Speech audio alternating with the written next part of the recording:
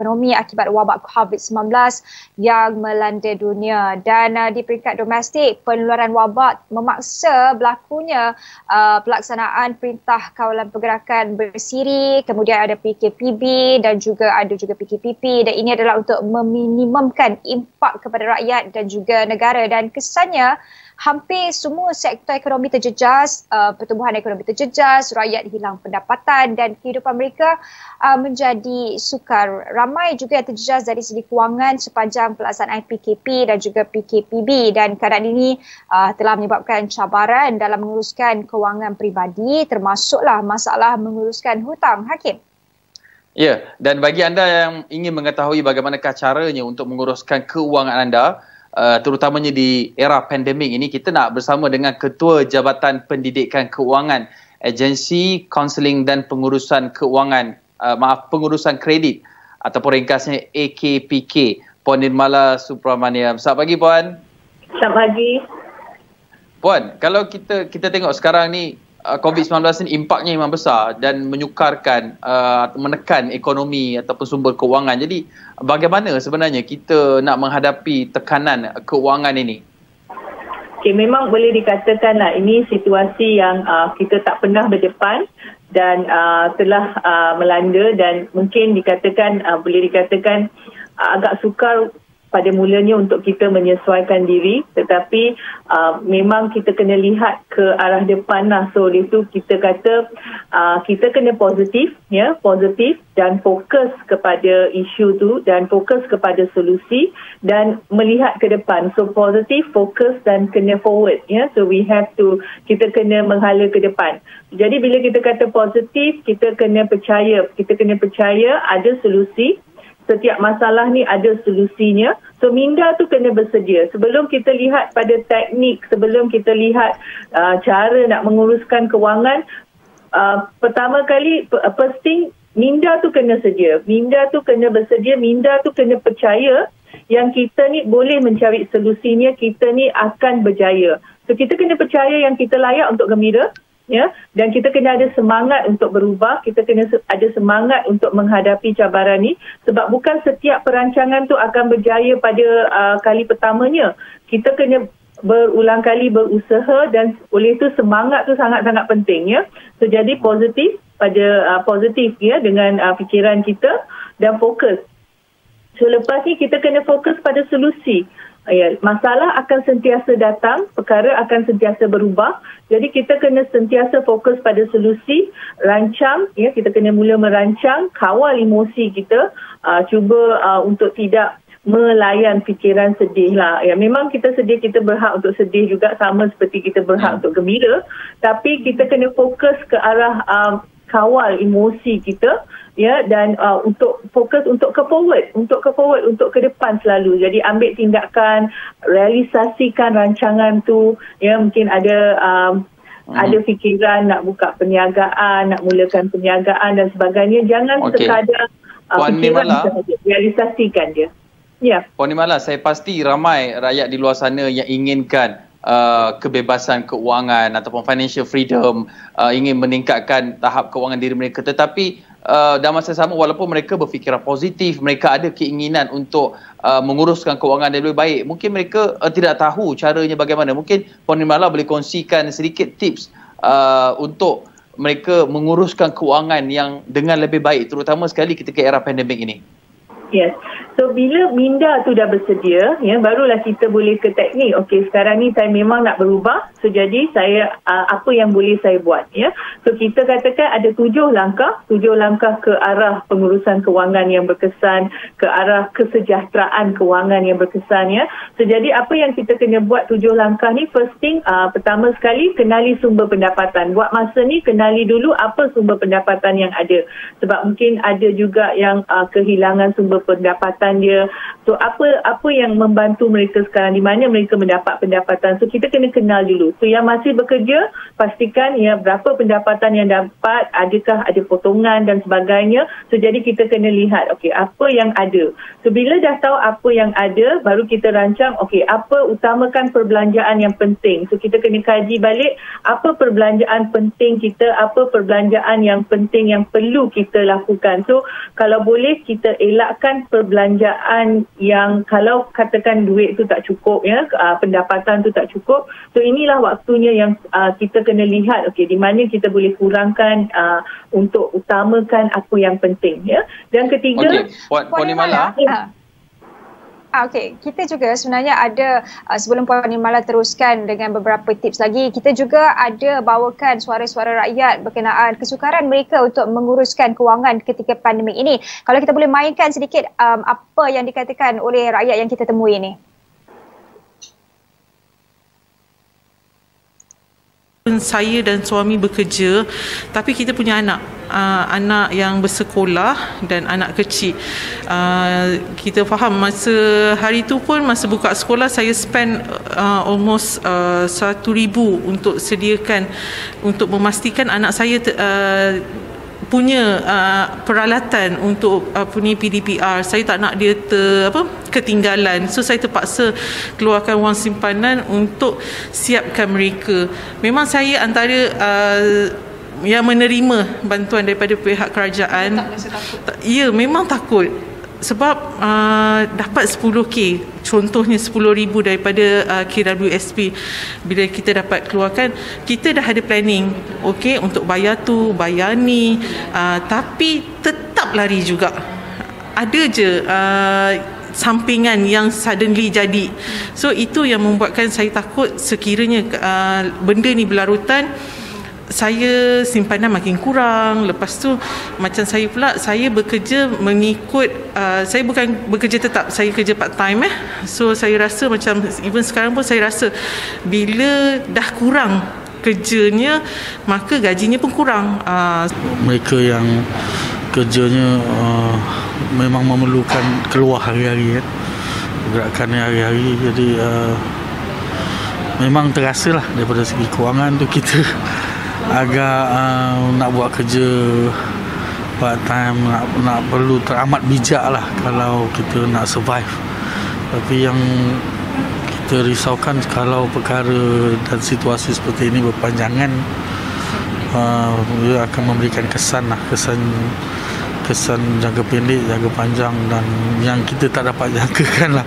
Keterbatasan ni amat terhad. Jadi memang kita daripada segi pembelian keperluan rumah, semuanya dia daripada segi penggunaan bil elektrik, bil air pun turut bertambah.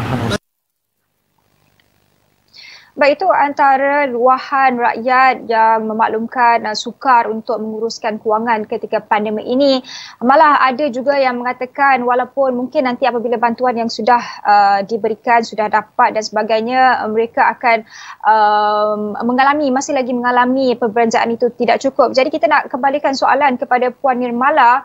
Jadi Puan Nirmala, adakah perlu mereka ini, kalau kita bercakap berkenaan dengan banyak belanja, perlukah kita perlu catat setiap perbelanjaan bila ada perbelanjaan yang terdesak dan sebagainya, dan mungkin kita perlu catatkan jumlah kewangan yang kita dapat itu? Memang boleh dikatakan situasi sekarang semakin susah Jadi saya setuju dengan cadangan tu. Memang catatan tu memang lebih perlu sekarang kalau dikatakan So jadi setiap ringgit yang kita belanjakan ni, kita kena tahu ke mana perginya duit kita. So, ke mana perginya setiap ringgit yang kita pegang ni, kita kena tahu. So, catatan tu sangat penting. Dan catatan ni bukan sekadar nak saya katakan dia membantu, tapi telah dibuktikan dalam program-program kami, bila mereka membuat catatan setiap duit, sebab kadang-kadang kita rasa perbelanjaan ini yang sebenarnya menjadikan masalah, membawa masalah. Selalunya kita akan lihat kepada perbelanjaan-perbelanjaan yang besar. So, jadi bila terjadi kita kata, oh inilah sebabnya. Tetapi kadang-kadang ada perkara kecil yang kita tak nampak. Dan perbelanjaan yang kecil tu yang sebenarnya membawa kepada perbelanjaan. Kalau kita dapat kurangkan perbelanjaan yang kecil ni, sebenarnya kita dapat mengurangkan perbelanjaan yang besar yang dalam jangka masa yang lama. So, jadi kita kena kenal, okey, apa yang kita belanjakan, ke mana perginya, dan baru kita boleh rasa, okey, kalau saya nak kawal dan sebagainya, bagaimana. So, bagaimana seperti yang diceritakan tadi bila sekolah mula kan, memang kali ni belanja dia berlainan. Kalau dulu kita nak beli baju ke, kasut ke dan sebagainya untuk ke sekolah, tapi sekarangnya beralih kepada peralatan yang digunakan. So mungkin pada awalnya, yes, for the first time mungkin tinggi sikit, tetapi ini sesuatu yang berkekalan, yang boleh digunakan dalam jangka waktu yang berpanjangan. So, bila kita kena belanjakan untuk ni, kita dah bajet dan sebagainya, kita kena pastikan, okey, selepas ni saya nak kekalkan dia, so pastikan yang bayaran bulanan dan sebagainya boleh di bawah kemampuan kita, ya. Dan yang paling penting sini, ya. Puan Nimala, betul, kita perlu mengawal perbelanjaan agar kita ada ruang ataupun wang lebihan untuk kita simpanan di masa hadapan, untuk perbelanjaan di masa hadapan. Tapi bagaimana kita nak adakan simpanan dengan komitmen sedia ada campur dengan hutang lagi? Memang kalau disebut simpanan je terus perkara pertama yang datang pada minda kita, mana ada duit, mana cukup kan untuk simpan, confirm. Tapi kita tak fokus, jangan fokus pada jumlah yang besar, fokus pada jumlah yang kecil, yang lebih mudah. RM1 sehari pun simpanan juga. So kalau anda boleh cabar diri dengan RM1 sehari, tabung RM1 tahun ni saya mulakan, hujung tahun dah ada RM365 dan ini boleh membantu untuk ke tahun depan. Kalau sehari, seminggu RM5 pun dia dah jadi beratus ringgit dalam setahun tu. So kita fokus pada jumlah yang kecil, tetapi perkara yang penting, yang paling penting ialah konsistensi. Konsistensi tu kena ada. Dia kena selalu buat. Jangan ketinggalan. Walaupun dia 50%, tetapi dia kena ada. Keyword dia konsistensi. So kita boleh mulakan daripada segi kita pilih warna yang kita suka, kita pilih jumlah RM1 ke RM5 ke, dan kita mulakan dari ni. Dan konsep ni sebenarnya boleh membantu, ya. Macam ada juga ibu bapa dia berkongsi, ya. Sekarang ni waktu anak tak ke sekolah kan. So jadi duit yang dia beri untuk bekal sekolah dan sebagainya, duit sekolah tu, dia simpan duit tu. So duit tu yang dia gunakan untuk membeli, untuk menambahkan, sebab mereka dah duduk rumah, of course kos makanan kat rumah lebih tinggi kan. So jadi dia gunakan dari sini untuk cover yang ni. So sebenarnya sekarang ni kita ada satu pool, ya, kita ada satu jumlah duit dan kita kena agihkan ikut keperluan. So jadi kalau yang ni tak digunakan, kita tengok di mana yang lebih perlu sekarang, jadi kita agihkan ke sana. So yang paling penting, cara yang paling penting untuk simpan, kita simpan sebelum berbelanja. So kalau hendak ke pasar, kita bawa RM100, confirm RM100 habis. So jadi cara mudah, kita simpan mungkin RM5, RM10. Dulu kita bawa RM90. So kalau kat tangan tu ada RM90 tu, itu yang kita dapat belanjakan. So jadi kita yang yes.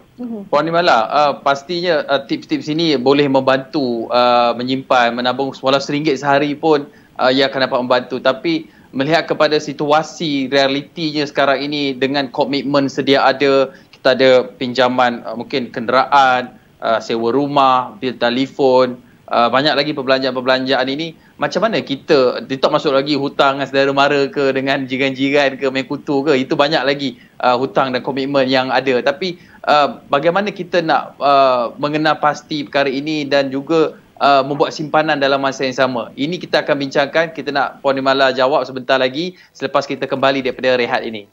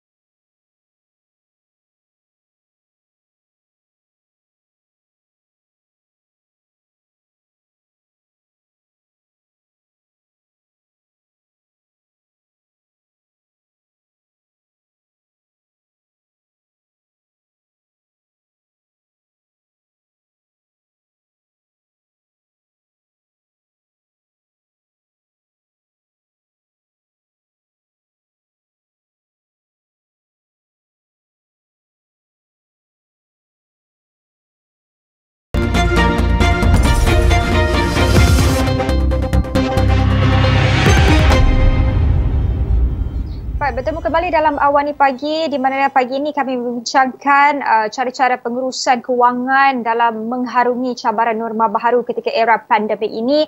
Tetapi sebelum kita menjawab persoalan yang dikemukakan Hakim sebelum kita berhenti rehat tadi berkenaan dengan memahami pinjaman dan juga hutang yang ada, kita juga nak bawakan lagi suara rakyat yang gusar berkenaan dengan pelaksanaan hutang dan juga pinjaman-pinjaman yang ada. Kita dengarkan sedikit apa yang dikatakan oleh warga yang kita temui. Okey, untuk situasi sekarang mana yang kita tahu kewangan sekarang kan, walaupun ya betul saya bujang dan saya bekerja, tapi saya still lagi ada komitmen untuk bagi pendapatan kepada family saya, di mana kepada ibu bapa saya dan adik-adik saya. So untuk keadaan sekarang ni, walaupun orang kata ya betul kita ada gaji per bulan, tapi dia tak sama macam dulu. Sekarang ni kita punya komitmen tu lagi tinggi. So memang sangat-sangat merisaukan lah. Ada dapat, tapi macam yang saya kata tadi, dia tak boleh nak, orang kata tak boleh nak guna semualah, sebab kita pun ada plan yang akan datang. Macam tu. Memang sangat-sangat risau. Walaupun bujang, kita tetap juga perlukan sumber kewangan yang kukuh, sebab kita tak tahu apa yang akan berlaku pada kita dalam tempoh lagi 2-3 tahun lagi kan.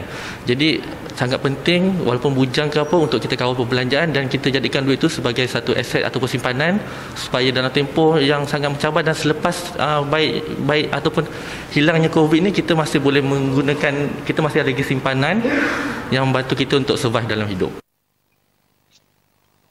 Seperti yang dikatakan oleh mereka yang kita temui itu, bujang juga ada juga komitmen yang perlu dilangsaikan, ada hutang-hutang yang perlu dijelaskan setiap bulan.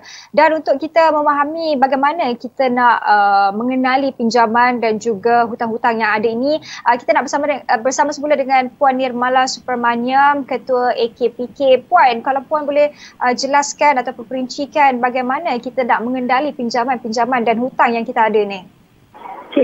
Pinjaman ni first thing kita kena kenal lah. Kenal baru kita boleh selesaikan. Sebab ada orang dia akan ambil pinjaman baru untuk selesaikan pinjaman lama dan dia akan berterusan sahaja. So jadi apa yang kita kena lakukan ialah tulis ya, catat apa pinjaman yang ada, berapa baki yang ada dan berapa yang kita bayar bulanan.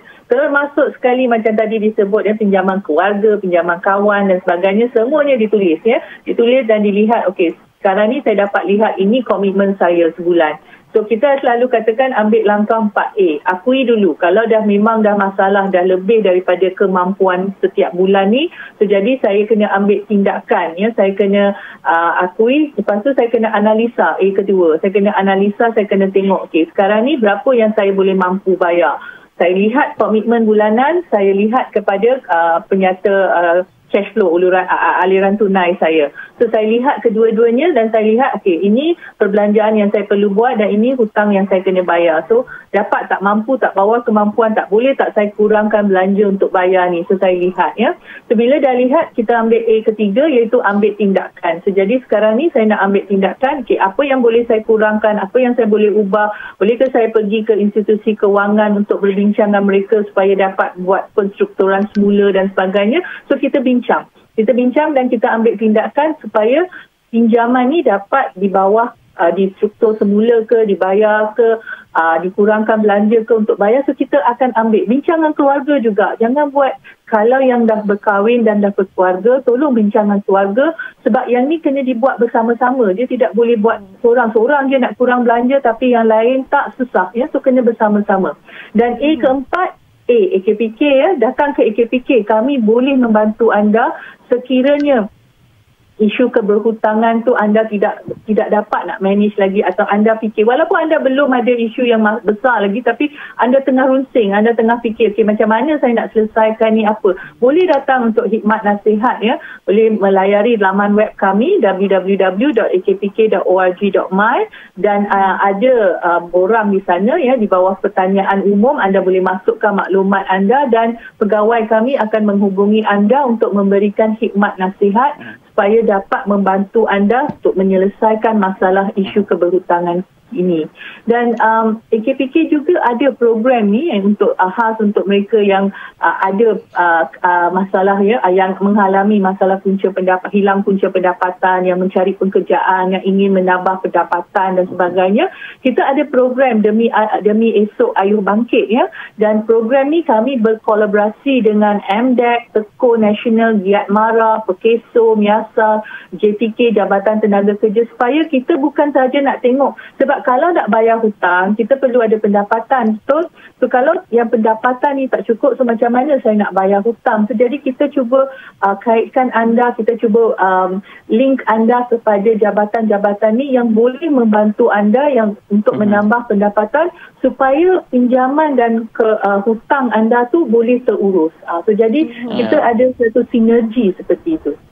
Nampaknya ramai yang mungkin salah faham ataupun berpersepsi yang tidak baik terhadap AKPK. Sebenarnya AKPK ini boleh membantu anda untuk menyelaraskan kembali hutang dan komitmen anda, sekaligus untuk membantu anda perlahan-lahan untuk keluar daripada dibelenggu hutang yang terlalu banyak. Tapi Puan Nimala, dalam masa yang sama, kita ni realitinya apabila kita duduk di rumah ni, bagi mereka yang masih lagi ada pendapatan tapi terpaksa bagi komitmen lain, kita ni ada keinginan juga, Puan. Keinginan kita ni bila kadang kita layari, pegang peranti telefon, kita lihat internet macam-macam produk-produknya, terutama sekali kalau kita lihat laporan daripada kajian selidik yang dilakukan oleh tinjauan seperti Ipsos menyatakan bahawa penggunaan ataupun pembelian dalam talian meningkat. Jadi ini juga macam kadang edik tagih pun sukar untuk mengawal diri punya juga. Jadi bagaimana kita nak mengawal diri untuk berbelanja dengan cara yang betul atau membiasakan perkara yang betul dalam berbelanja, terutamanya apabila kita bercakap mengenai pembelian dalam talian ni, Puan Nimala?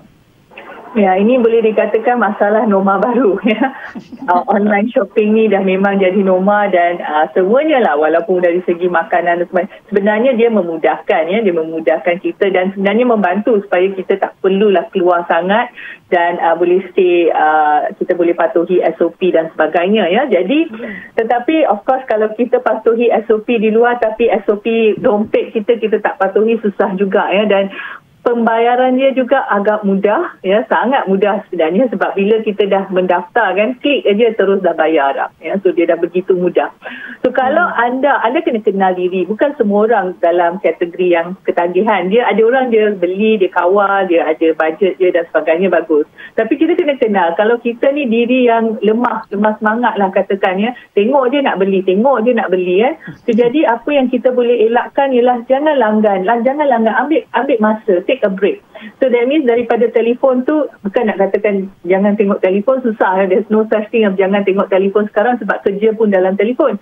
Tapi ni kan mungkin apps yang kita download ni untuk pembelian ni, kalau kita dah rasa okey, bajet saya untuk bulan ni, adakan bajet untuk budi bicara ni. Ini dipanggil perbelanjaan budi bicara. Tak salah, tapi adakan bajet. So kalau saya nak berbelanja, beli barangan yang saya tengok kat laman-laman ni, okey, bulan ni saya ada bajet ini sahaja. Okey, dan memandangkan sekarang ni kita kurang keluar, so mungkin dari segi pembelian pakaian, kasut dan sebagainya kita boleh kurangkan. Tak apa, nanti selepas dah boleh jalan dan sebagainya boleh balik pada tu. So mungkin duit ni kita perbelanjaan yang kita asingkan ni mungkin pergi ke tempat lain pula. Ada yang nak buat DIY dekat rumah lah dan sebagainya, perhiasan kat rumah ke, atau kan duduk je tak tahu apa ni, nak katakan nak meluangkan masa lah, dia nak menggunakan masa dia, betul? So, jadi kita kena budgetkan, tengok. Lepas tu aplikasi ni kalau boleh,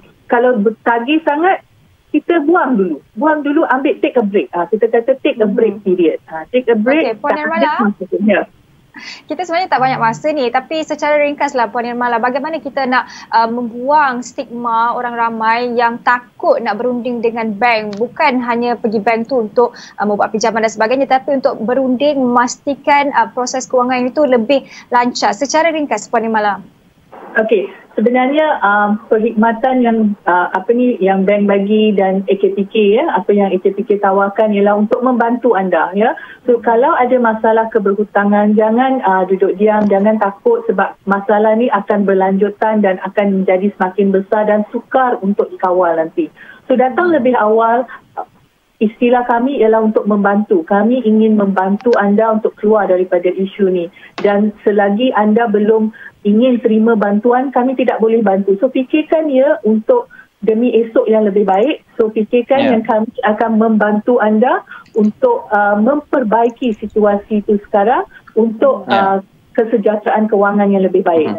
Baik, terima kasih Puan Nimala Subramaniam, Ketua Jabatan Pendidikan Kewangan Agensi Kaunseling dan Pengurusan Kredit AKPK yang berkongsi langkah-langkah pengurusan kewangan. Antara langkahnya kalau saya boleh ringkaskan sekejap, ada 7 langkah tak silap saya yang Puan Nimala sebutkan. Pertama, untuk mengenali sumber pendapatan.